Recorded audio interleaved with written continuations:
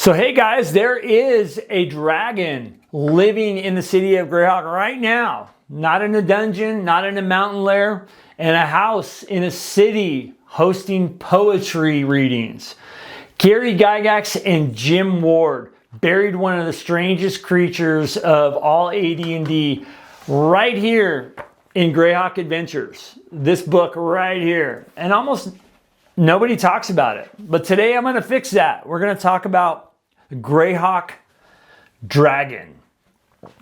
All right, you guys. So on page 27 and 26 of this book right here, there's an entry called the Greyhawk Dragon.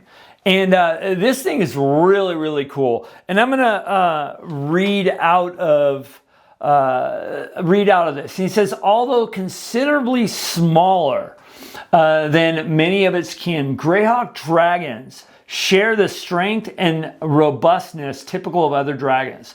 Its scales are rich metallic gray of brushed steel, ranging to a darker hue, almost like blue metal gun, on the creature's underside and towards its tail. The membranes of its wings have the sheen of fine silk. Steel gray scales, gunmetal underside, wings like fine silk. This is not a red dragon on the corner of the monster manual, the cover of the monster manual. This is something completely different. A dragon that was built from the ground up for one specific setting. World of Greyhawk.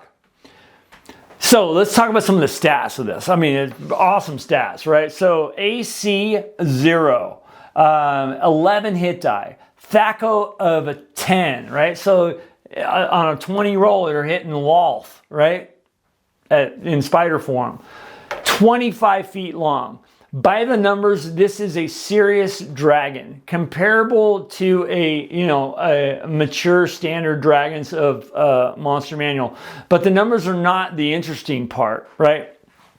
So he says because, and I'm going to read on the habit and society. Remember, this is 2E, right? This was made for 2E, like right in the intro of second edition. This book, I believe, was published in 1988, which, that was when 2E was out. So, and I don't see much difference in the two systems, even though I run AD&D raw. I can port any of these monsters over easily. The similarities are way bigger than the differences. So he says right down here, he says, because of its love for the fascination of humanity, the Greyhawk Dragon usually lives polymorphed into human form. Its favored habitat is a large city where it typically owns a large house and where it's often the center of an artistic or intellectual gatherings, poetry readings, discussion groups, etc. In their human identities, Greyhawk dragons are often well known among the intelligentsia and patrons of the arts. They keep their true nature involuntarily secret. So, read that again. That is a big part of what these are. They live in a house. They run intellectual salons, right? It's a patron of the arts. The books give it a supra-genius intelligence score of 19 to 20. This is the highest category in the game. Mind, Flair Archmage, and this dragon, right? It polymorphs into a human form by default. So from birth, it can polymorph itself 5 times per day. And unlike the magic user spell, that ability has no time limit, right? This creature can walk into your city as a person, buy property, build a reputation, and never drop the mask, right? The book says that there are reputed to be no fewer than 5 Greyhawk dragons living in the free city of Greyhawk right now, right? 5, and nobody, including the dragons, are willing to confirm or deny it. Top of the food chain, right? And so let's talk about the problem of living in a city, right? So here's where Greyhawk Adventures does something that almost no supplement does. It thinks through the logistics, and so in this this entry it says food is usually the creature's biggest problem. Although it might take the form of a man or a woman, it must eat enough to maintain its true bulk. So every 2 weeks or so, it drops out of sight and travels to nearby wilderness. Areas where it might claim it might have its own hunting lodge or something like that. Here it hunts, makes up for its enforced fast, at least by dragon terms, in the city, and it eats enough food to feed a 25-foot dragon, right, in human body. Every 2 weeks. So it disappears, has a hunting lodge story, goes into the wilderness, drops in the skies, hunts. And the book specifies this: it never touches domesticated herds, right? It only takes animals that are baneful to man, predators, threats. This creature protects the farmers it lives near without them ever even knowing it. Right? That's not a random flavor text. That's an alignment played straight, right? And they are lawful neutral with good tendencies. The book wrote this, into its behavior.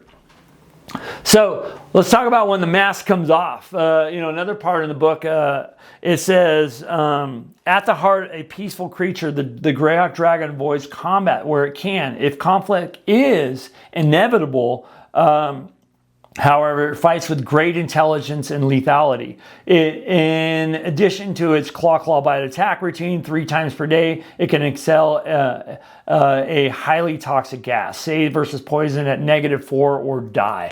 Holy crap, right? Save versus poison or -4 or die. Dude, that's gnarly.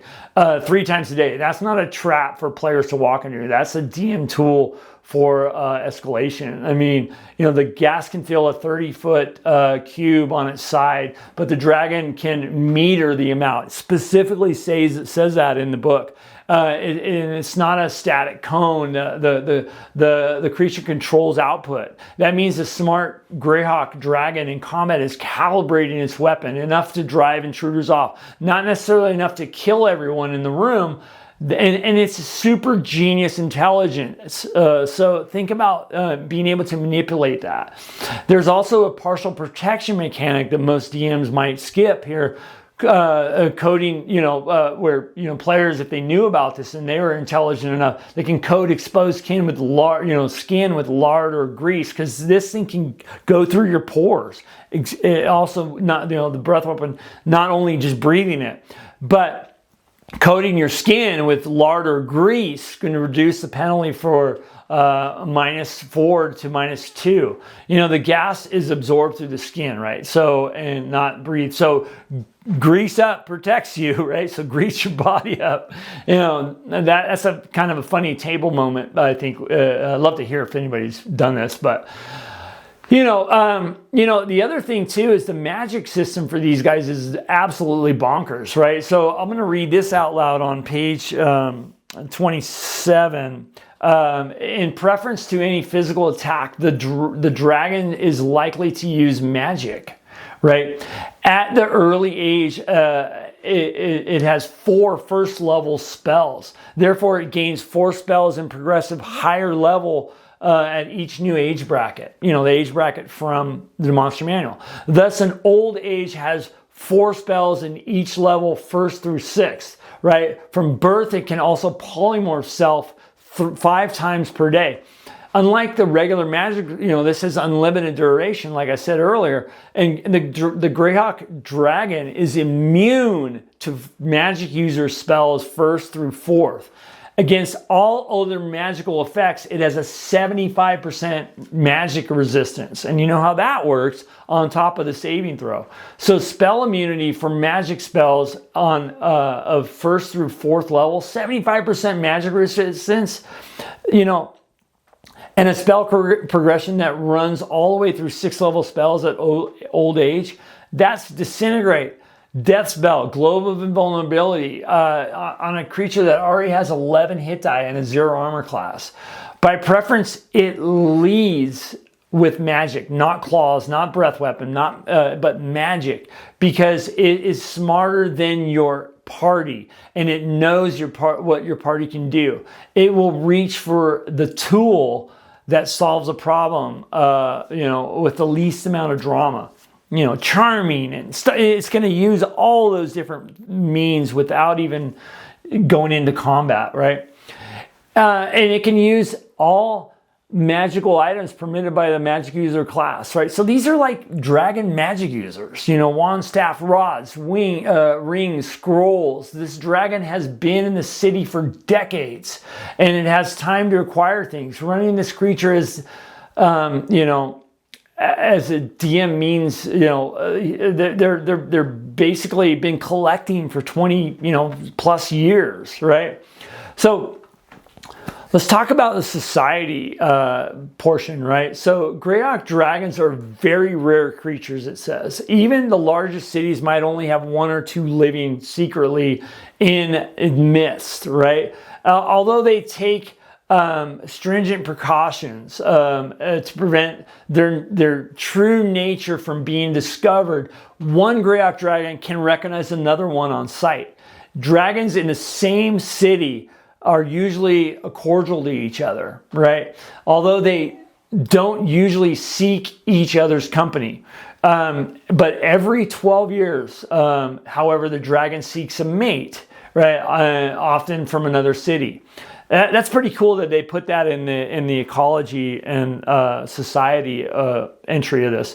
They recognize each other on sight, that they are cordial. They do not seek each other out, but every 12 years they leave to find a mate from another city. You think about what that means at your table. What is this disappearance, right? Is this gossip? Because this person is going to be well known in the city, right? That is a 12-year absence the city notices without knowing why, right? And the pair will raise the offspring. 24 months when they separate and return to their individual lives. The book says that they are very rarely choose the same mate twice. So this is a fully designed social structure, not random monster flavor. A designated life cycle with built-in adventure hooks. I mean, think about this, every stage. The book also places them in a niche of sages, right? Not artisans, not warriors, but collectors of information and items, right? The most dangerous intelligence network in the free city might be running through the city's literary circles, right? So I want to talk about a couple ways that we could run this at the table, right? So maybe number one, that they are as a patron, right? The party's employer, the wealthy art collector who funds their expeditions, right? The sage with impossible connections is a Greyhawk dragon, maybe. The players, they're never going to know. The dragon never tells them, but it has an agenda and every mission serves it, right? So number two, as a mystery, right? Something is wrong in the city. High-level predators keep disappearing from the surrounding wilderness, right? The party investigates. They eventually find the hunting lodge, right? They have to decide what to do when they found it, right? So that's kind of fun. How about the third one? Maybe they're an ally. Right, an earned ally, right? The party has done something that got the dragon's attention, not its anger. Well, it's respect. It approaches them in human form. It does not explain itself. It starts being useful, right? Then it disappears for 2 weeks every fortnight. Right, so that could be a really weird adventure hook. Your ally just every 2 weeks disappears. So let's recap this whole thing. And I think the Greyhawk Dragon is interesting. I'm not going to get into the individual, and I want to do a separate video on the individual dragon personalities in the World of Greyhawk, because I have actually some stories from my current and past campaigns for that. But we'll get into some personalities later. But So here's I think the real lesson behind the Greyhawk Dragon. Greyhawk Adventures gave us a dragon that is not a boss fight. It's a city fixture, a social actor, a creature with a design life cycle, a food logistics problem, a 12-year mating schedule, a network of human contacts built over decades, super genius intelligence, 19 to 20, meaning this thing is playing a long game, the long game, right? It is something. It is not something that you kill. It is something you either never meet or spend a whole campaign trying to understand. The book says that there are 5 of these in the free City of Greyhawk right now. 5. Maybe I'll do a video on that. And I know that some people have fleshed this out. That means the most important city in the Flyness has 5 super genius neutral, lawful neutral dragons running its information economy from inside, poetry salons. It's so crazy. Gary Gygax put that city on the map for a reason. So, question for you guys. Have you ever run a city NPC that turned out to be something else entirely? A patron with an agenda the party only figured out, late.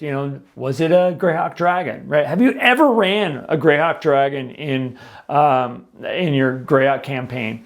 I want you guys to tell me in the comments. I would love to hear about it. Let's talk about it. All right, you guys, I am DM Angelo. Keep gaming, you guys. Take care of each other. See you on the next video. And remember, World of Greyhawk is the best.